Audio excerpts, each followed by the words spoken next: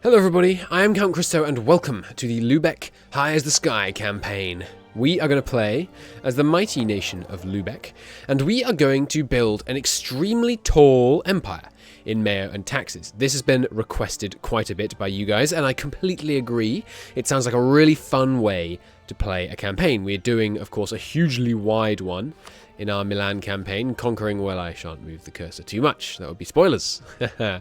But in this one, we're going to do something very different. We're going to play as this titchy little Hanseatic imperial city, which is the name of our government right now, in the north of the empire. And we're going to see just how high we can go. Now, if you're not familiar, high as opposed to wide means you'd have very few provinces and you try and develop them a lot. Not spreading yourself thin by any means. Now, what I think we're going to do is limit ourselves thusly. We're going to only be allowed to hold as many provinces as we have state limit. That's my theory. So we can only, if like right now, we've got one state limit, we're allowed one province. Just one. If we can raise this to 20, we're allowed 20 provinces. And wouldn't that be lovely? But that'll take a long time. As you can see, you get states from technology. So we'll be able to have 1, 2, 3, 4, 5, 6, 7, 8, 10, 12, 14, 16. Looks like 22 states from technology by the end of the game. We can probably get some from ideas. Say bureaucracy ideas, empire ideas give some. Administrative does not. So we may want to get some more that way. But we're going to be very limited. You know, at the end of the game, we might be able to have like 28 total provinces. And I think the way I'm going to do it is not have 28 provinces just here. What we're going to do is have, you know, Lubeck, Hamburg, Bremen. We might seize a province up here, like the capital of Denmark. And then we'll go over here and we'll grab maybe these three and Antwerp. And then we'll grab London. And then we'll grab one down here. You know, depending on where seems most prosperous, we might just grab this province here. And we'll grab a couple of provinces, and then we'll go down to Italy, and we'll grab just like Liguria, Palermo, and Naples, and those will be our three provinces in the Tyrrhenian Sea node. And what we're going to do is see just how much control we can exert and how much of the trade we can control. We are, of course, a trading city, so trade will be a heavy focus of this campaign. And we're going to see how much trade we can control with very, very, very, very, very few provinces. So, that's the preamble. What is the current situation of Lubeck? We are nicely developed. We have a workshop. We're one of the few places, I think, in the north to begin the game with a workshop. Bremen also has one, but that's and Mittelmark, but that might be more or less it. I'm just looking at the other rich places I know. Yeah, so there's two there. But basically, production, it's not a big thing up here in the north. If we look down, the production modifiers aren't actually in place yet anyway. Fair enough, fair enough. Also, is it just me, or does every node except ours have these little trade power coins on every province? I assume that's just a bug, and it'll get set up shortly. That's interesting. It looks like there's all this massive trade power everywhere except just where we are.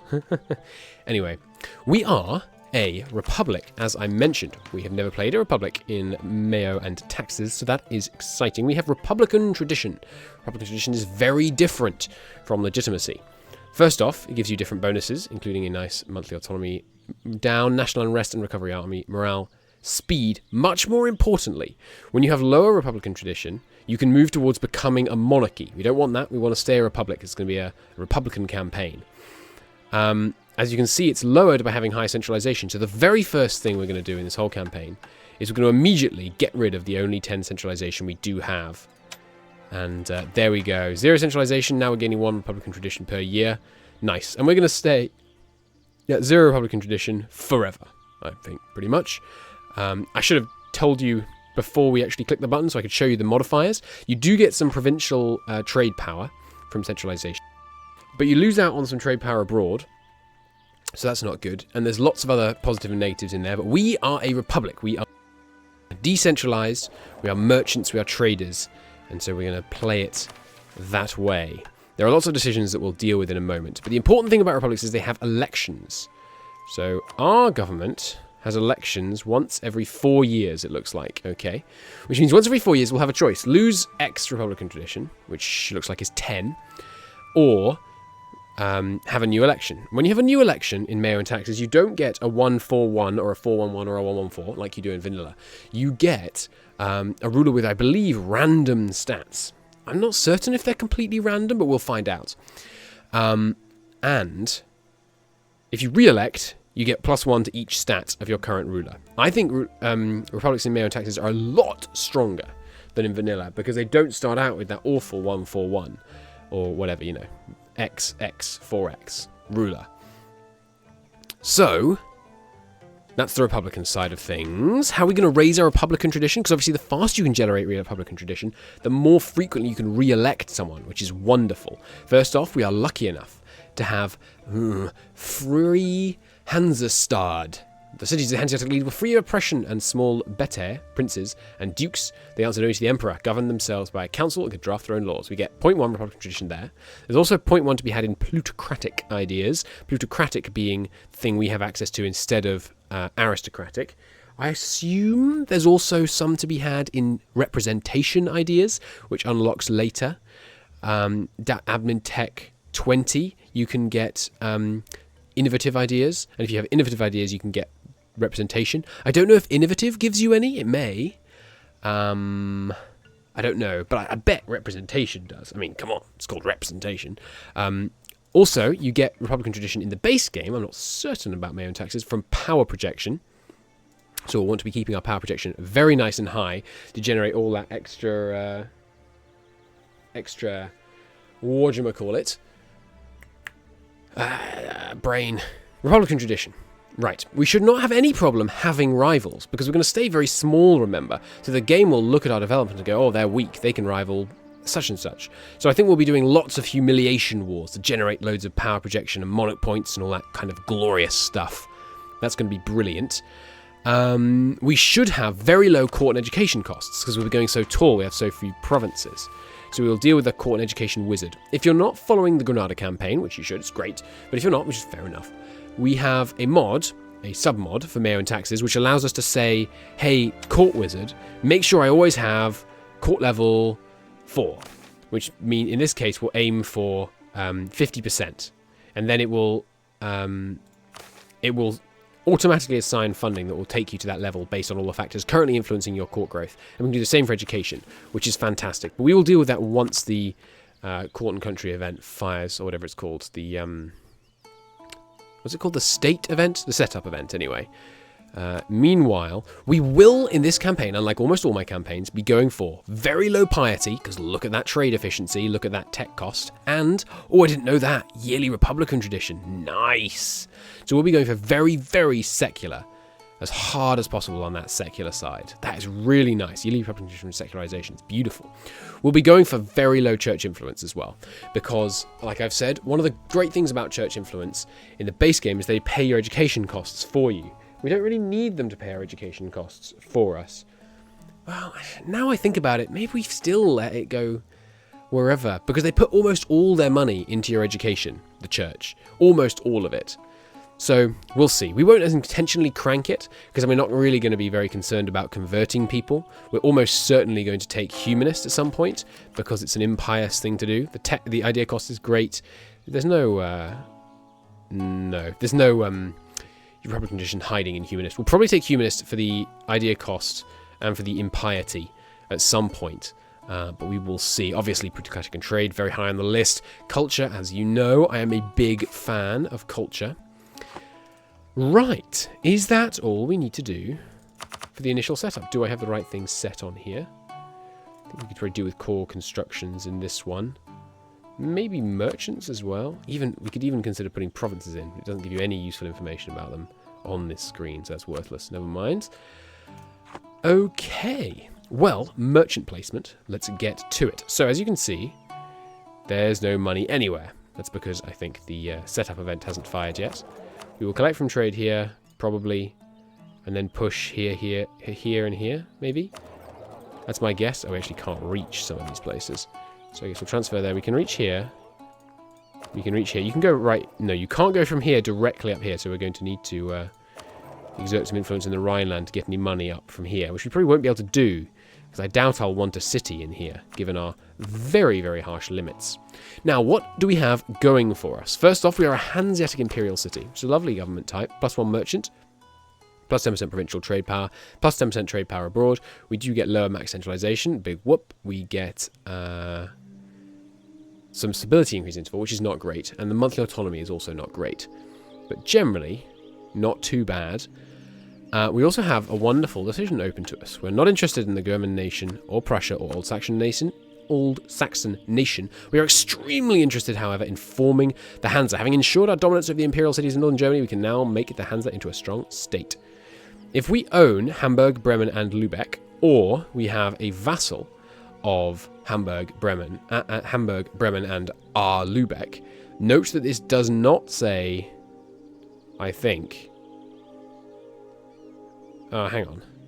One of the following must be true. Is Lubeck does not exist, or Lubeck is a vassal? Okay. I think we do have to own No. Yeah, non-tributary subjects. Cool. If we vassalize these two, we can press this button, inherit both of them.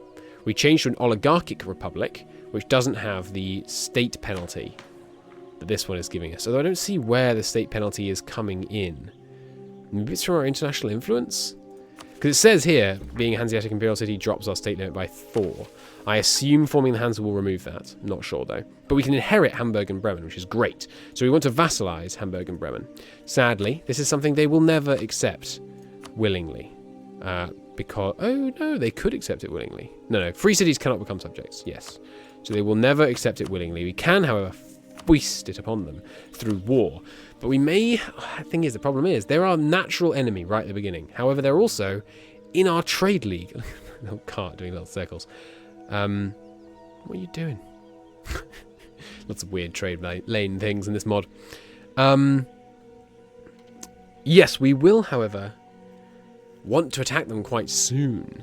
Apart from anything else, you know, we can only vassalize people right now. We are allowed vassals, by the way, of any size, and we'll figure out how big our vassals it makes sense to build.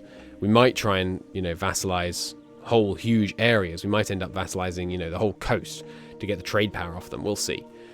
It's just our own provinces are going to go very tall. But I'm not going to go super wide with vassals or anything crazy. We just might have like a, you know, one vassal in each trade region to control the provinces we don't want to control but would like to get some of the trade power from. That kind of thing. Alright. National decisions. We don't need to worry about that, or that, or that, or that, or that, or that. I don't think I want to donate to the church straight away. That's a good point. We do want low church influence, because church influence gives you fanaticism. Let me just check that's right. Piety. I'm pretty sure, but... church land, yes, can give from minus 10% to plus 15%. So we're going to want to have very low church land so we can get very low influence from that, which would be good. Okay. So, what's the first move? I have no idea. Rival some people, I presume, would be good. I guess the 3 that aren't currently in our trade league. Next up, well, we've got some power protection now, we can see. Yes, it does give Yelly Republican tradition. Nice. Nice. So, a map mode that I never use, that I think I am going to use in this campaign, is the rival map mode, because I expect them to change fairly often. So we've been a little aggressive in our rivals. We're going to insult this guy. Get a little bit more power projection. So we have 6 now. Are we getting 0.01? No. So unfortunately, we're probably only going to get up to 0.1 Yearly Republican Tradition from power projection. Okay. Making 0.07. Definitely can't really afford any advisors then. By the way, missions-wise, we have the special Republican missions here. And we have one which is specific to being us as Lubeck. In which case we have to either have Denmark really like us or to own those 2 provinces that it's highlighting over here, and we get 10% trade efficiency for 10 years. Not bad at all. Let's get things started. A mere 15 minutes in. Welcome to MEIOU&Taxes 2.5. So, tell me about this mega work. Default setup. Fistful of tags, a few tags more. Now, do we want to form any of these tags? I'm pretty certain we don't. So we're going to go with default settings. No North American or Central African nations without any of the additional tags. No problem. Got the humiliate rival CB. We've got our troops and navies spawning in. A mighty navy to start us off with here. We will immediately protect trade, of course, in the Hansa. Has the money shown up yet? No. Good lord. The ongoing setup is is interesting. I have never seen this before. That is hilarious. Alright, don't go into the trade map mode while things are setting up, except to stare at the piles of gold. Oh no, please don't crash. Okay, it hasn't crashed. Good. Keep on pausing. What do we want to be doing with our diplomats right now? I would love to declare war on Lunenburg before they get any decent allies and immediately get a humiliation war done. I think we should roll a general straight away because our army attrition is only going to tick down. So sure. He's not bad, you know. I mean, he's 1, which is not good, but he's got siege, which is so good when you're low in manpower. They have a level 2 fort. No. So we can't really declare war on them straight away because we can't siege that. Well, we'll see. We will immediately start drilling our armies. What else do I want my diplomats to be doing? We should be getting people into our trade league. Now, be very careful as to who you invite to your trade league, because it's an influence thing, an alliance thing. Yes, only 2 people willing in the whole wide world. The more people in your trade league, the less willing people are to join your trade league. So you should be selective in your invitations. Now, I think we should invite this guy first, and then invite these 2. For exactly the reason I just explained, that they will be less willing to join once we invite him in. In fact, he appears to have just vanished from the list. Like, are you totally against it now? No, he is. It's just that we're interacting with him, and so can't interact with him again that quickly. That's fine. Who else? Berg. Berg is in a place that will be transferring directly to us. I'm just looking for names of cities I know, and therefore might be a bit richer. Yeah, Frankfurt. Let's work on Frankfurt. Where have you gone, Frankfurt? There you are. Okay. So we'll have to check almost immediately, what do we make more money from? Transferring from trade or collecting here? We'll find out. Startup initialization incoming. Trust me, it'll be fine. It will indeed. Just takes a little while to tick through some things. We shall see. The Catholic faith. I would like all news. Okay, let's get this party started. We've already fulfilled the abundance of goods. Have at least one abundant urban good produced in your lands. Nice. What are we producing right now? We're producing a huge abundance of naval supplies. Copious naval supplies, giving us more ship durability, more naval force limit, and yearly naval tradition decay. Lovely. We are development level 8. Crowded, 100% higher construction costs, but all kinds of lovely bonuses, including 10% discipline. Good lord. By the way, let's go through our national ideas. We are an authoritarian family, plus 2.5% discipline, 10% global institution spread, 5% embracement cost, and 10% faster stability increase threshold. This is the best one, I think. Years of accepted number of accepted cultures down by 1, and years of nationalism up by 5. Not a problem in the slightest. 20% trade range. It's okay. It's not that good. It's okay. 2.5 infantry combat ability is the only thing that matters in this one. That's pretty good. Production efficiency plus 20%, idea cost minus 2.5. This is spectacular. The production efficiency is enormous. That's going to be wonderful. Yearly Republican condition, as we touched on. Trade efficiency, global trade power, light ship cost down, ship durability up, trade power up. That's crazy. This one is going to be really valuable for our trade. Diplo rep and Diplo relations up. It's okay. I guess it allows us to have an extra vassal, essentially. We would love to ally the Emperor, or at least get in the Emperor's good books, because we really don't want him to demand unlawful territory when we do start taking land. So eventually we'll want him to be our friend, but we can work on that. Right, so shall I fulfill that mission immediately? What do we get? Effects? Nothing. Fantastic. Let's do it. Copious production. Having one copious production, we get some money, and then we can immediately do this as well and get some admin power. Sure.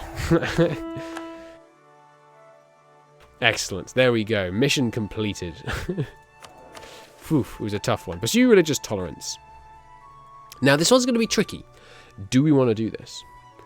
I think most of the time we are going to want to do this. You spend, what is that, about slightly more than one admin point a year. You get 10% worse stability increase, which is not good. Transitory faith, tolerance of heathens won't really matter in this campaign. We'll have so few cities. Revolt risk, it's just not going to be a big concern. Missionary strength, likewise, not a concern. 10% smoking increase threshold in exchange for 20 secularism. 20 secularism is 0.02 yearly Republican tradition. It's not nothing. Oh, we have factions! Oh, factions! We are going to do that. Pass the Witchcraft Act, permanently lower secularism, absolutely. We've got factions. I forgot about factions. Nice. Okay. The aristocrats. Representing the aristocratic patrician families that dominate the political life in the capital. Their main concern is ensuring the Republic is victorious in war and achieves the glory that they will view as their own. They give us 5% income from vassals. What a load of garbage. Our army tradition gives them more influence. Aristocrats' influence gives them less, apparently. But yet it's going up somehow. Interesting. Representing the merchants and ship's captains that are lifeblood of the Republic's trade, their main concern is the control of lucrative maritime trade routes. Provincial trade power modified by 5%. Not very good.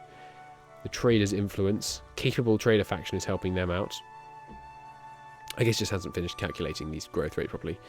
Representing the artisans and master craftsmen inhabiting our cities that have banded together in guilds for mutual economic gain and assurance. Their main concern is the economic well-being of the cities. Okay.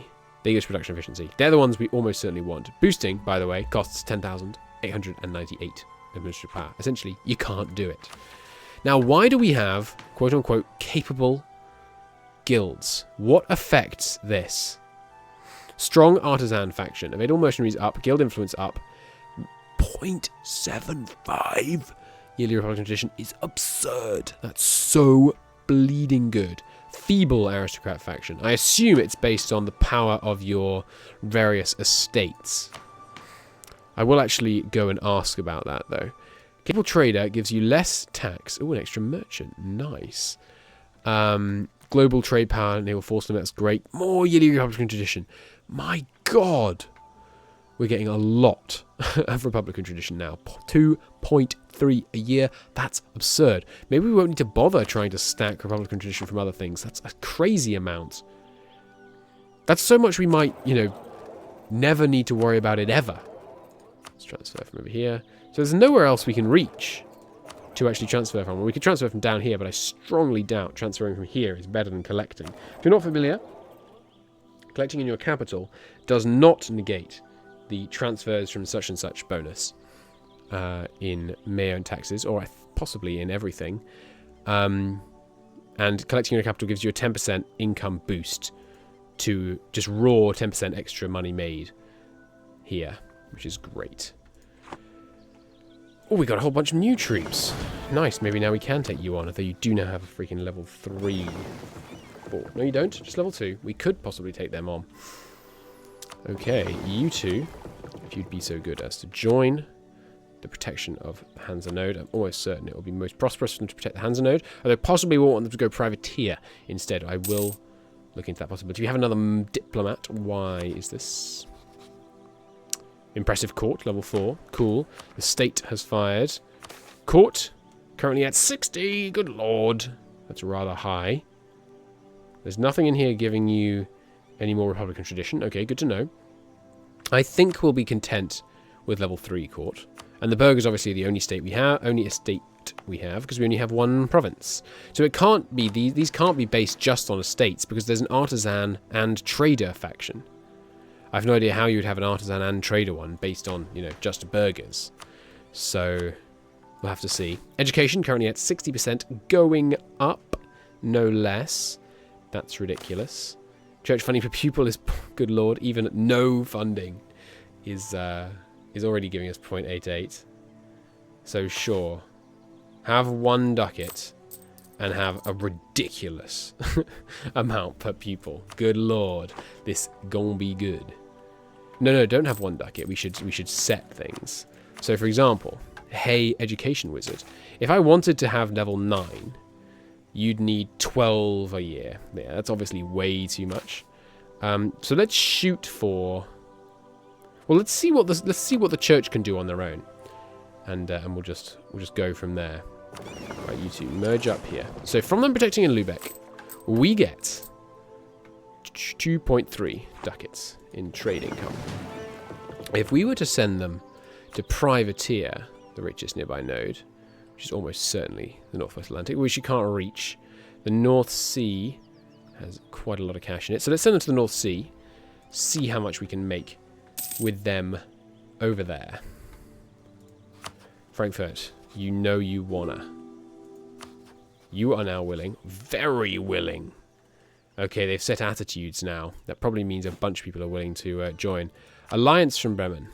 Yes, I think in the very short term, we do want to ally with Bremen and with Hamburg. Good. Mission fulfilled. Republican deals. 2 countries in the HRE are allied with me. Get an extra diplomat for a while. Sure.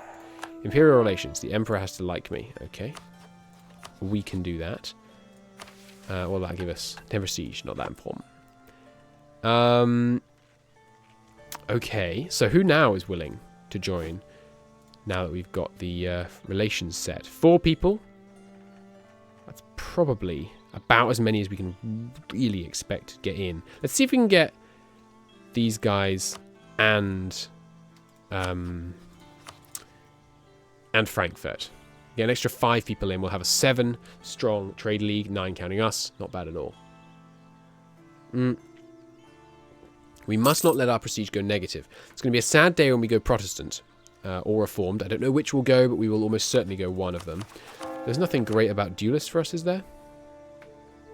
Not really. No, so we'll probably go Protestant or Reformed.